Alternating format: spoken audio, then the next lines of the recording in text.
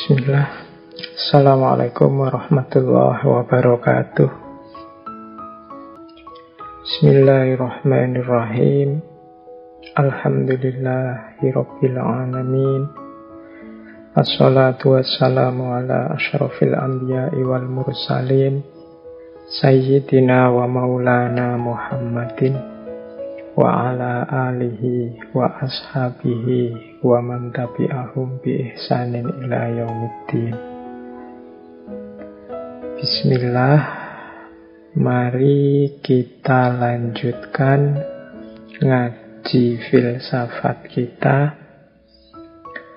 Semoga teman-teman semua yang mengikuti ngaji ini masih tetap dalam istiqomah di jalan ilmu.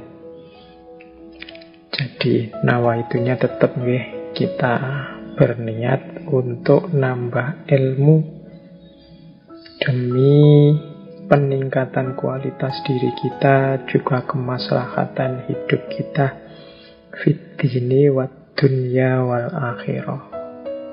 Baik hidup keagamaan kita, hidup keduniaan kita, khususnya hidup kita nanti di akhirat.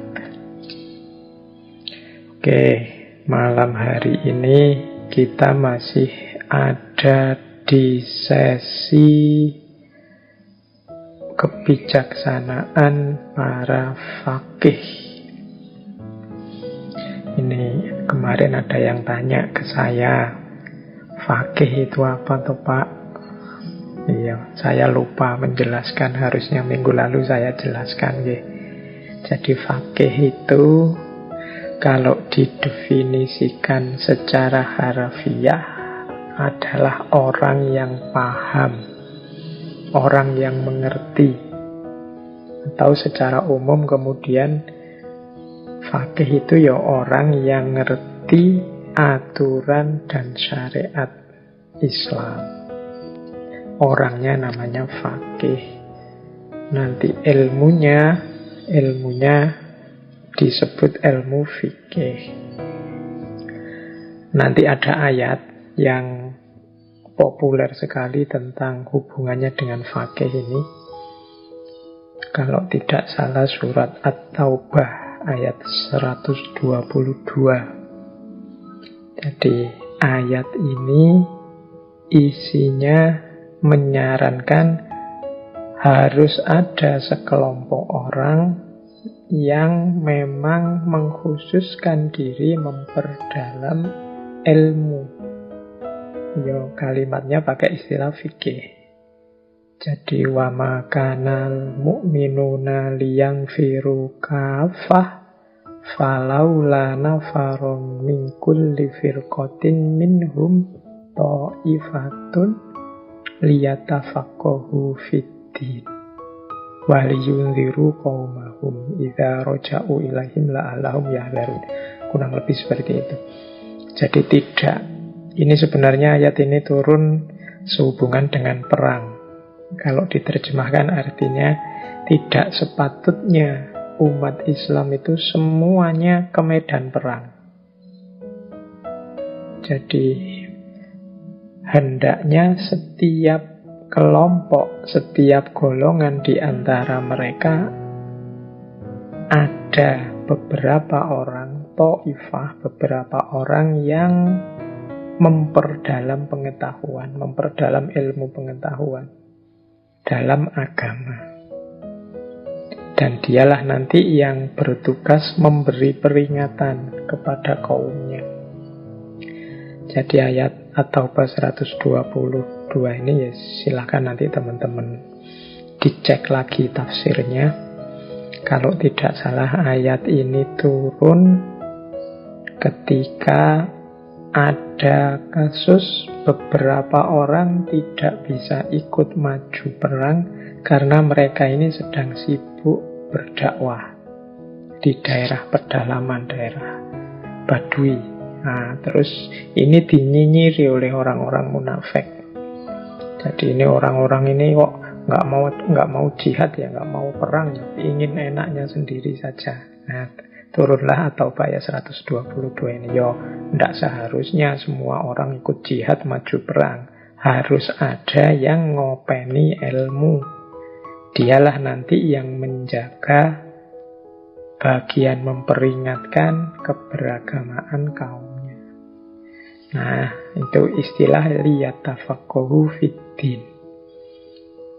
Dari sini terus orang yang pinter agama itu disebut faqih. Dulunya istilah faqih ini ya orang yang ngerti semua bidang ilmu agama. Imam Abu Hanifah yang kita bahas minggu lalu itu mendefinisikan fikih itu ya pengetahuan tentang hak dan kewajiban kita sebagai manusia. Jadi nanti definisi-definisi awal tentang fikih itu ya ada aspek akidahnya, ada aspek akhlaknya, juga ada aspek ibadahnya. Nah, nanti belakangan definisi ini mengerucut bahwa faqih itu fokus pada orang yang ahli fikih. Jadi orang yang expert dalam bidang hukum Islam. Ketentuan-ketentuan syariat yang sifatnya amali. Jadi yang mereka ini membahas tentang hukum-hukum dari perbuatan saat kita beragama. Ya, nanti ada halal, haram, sunnah, makruh, mubah, dan sebagainya. Ilmunya ilmu fikih. Orangnya disebut faqih. Oke, jadi itu ya sedikit penjelasan kalau ada yang tanya, apa sih faqih itu? Jadi orang ya secara umum orang yang mengerti agama dan secara khusus orang yang ahli di bidang fikih. Baik, malam hari ini kita lanjutkan. Kalau minggu lalu kita bahas ulama besar mazhab Hanafi, Imam Abu Hanifah. Hari ini kita membahas ulama besar mazhab Maliki, yaitu Imam Malik. Ini tokoh besar yang luar biasa. Nama lengkap beliau adalah Abu Abdullah Malik bin Anas bin Malik bin Abi Amir bin Amr bin Haris.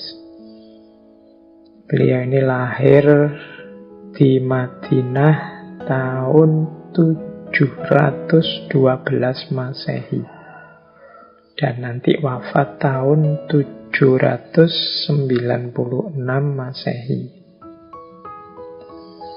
Imam Malik ini berasal dari keluarga terhormat, terpandang. Aslinya leluhurnya dari Yaman, tapi nanti pindah ke Madinah. Kakeknya, ayahnya adalah ulama hadis yang terpandang di Madinah. Sehingga nanti tidak heran Imam Malik ini keahlian utamanya adalah hadis. Beliau nanti nulis kitab yang luar biasa, judulnya Al-Muwatta. Nah, itu bidangnya hadis. Nah, sejak muda memang Imam Malik ini dikenal cerdas, pinter, tekun mencari ilmu, semangat sekali mencari ilmu. Bahkan ada cerita saking semangatnya beliau ini untuk biaya pendidikannya sampai menjual tiang rumahnya. Saya tidak tahu tiangnya seperti apa, tapi ada cerita seperti itu. Nanti beliau berguru pada ulama-ulama besar, khususnya dari kalangan tabi'in ahli hadis. Ya mungkin ada nama-nama, saya sebut saja yang paling tidak teman-teman pernah mendengar. Syekh Nafi bin Abi Nu'aim, Ibnu Syihab Az-Zuhri, Abul Zinad, Yahya bin Sa'id al-Ansori, termasuk juga Imam Ja'far al-Shadiq, dan juga Robi'ah al-Ra'yu. Ini nama-nama guru-gurunya ya. Di antara guru-gurunya ya mestinya banyak sekali nama guru-guru beliau. Nah, sejak muda beliau ini sudah dinobatkan sebagai ulama, orang pintar, dan memang sepanjang hidup beliau, pengabdian beliau yang utama ya di ranah pendidikan. Bahkan nanti beliau ini sampai sempat mengajar 4 orang khalifah Abbasiyah ya waktu mudanya mestinya nih. Jadi mulai Al-Mansur, Al-Mahdi, Al-Hadi, juga Al-Ma'mun, ini semuanya pernah jadi muridnya Imam Malik. Ya murid yang teman-teman kenal ya mestinya Imam Syafi'i juga. Bahkan Imam Abu Hanifah juga sempat belajar pada Imam Malik. Oke, Imam Malik ini kabarnya orangnya tampan, tinggi, besar, ganteng.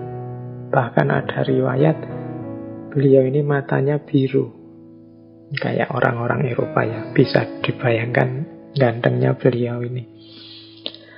Nah, Imam Malik ini muridnya banyak. Beliau terkenal sebagai orang yang lembut tapi tegas, orang yang sabar tapi berjiwa besar.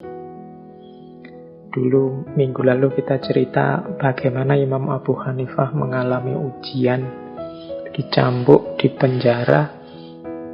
Imam Malik juga begitu. Imam Malik ini pernah, jadi ada cerita beliau ini pernah dicambuk oleh gubernur Madinah saat itu, namanya Ja'far. Ja'far ini keponakannya Khalifah Al-Mansur dari dinasti Abbasiyah. Nah, Ja'far ini meminta seluruh penduduk Madinah untuk baiat kepada Khalifah. Nah, Imam Malik yang saat itu usianya masih muda sebenarnya, 25-an tahun, Imam Malik ini mengeluarkan pendapat bahwa baiat yang dilandasi keterpaksaan, karena tadi Ja'far ini kan memaksa, hukumnya tidak sah. Dikiaskan dengan tidak sahnya orang cerai karena dipaksa atau terpaksa. Nah, ini Ja'far marah, meminta Imam Malik merevisi fatwanya, tapi oleh Imam Malik ditolak.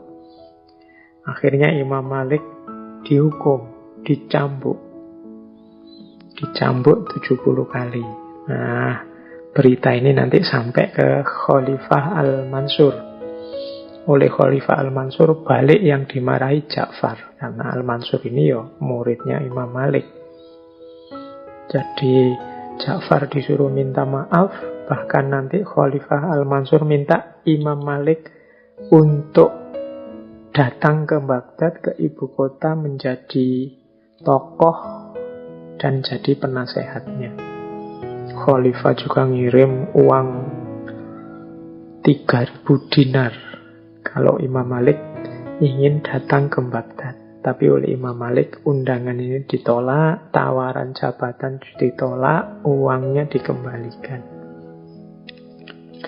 Ya ceritanya penolakan ini nanti sebenarnya jadi awal lahirnya kitab Al-Muwatta.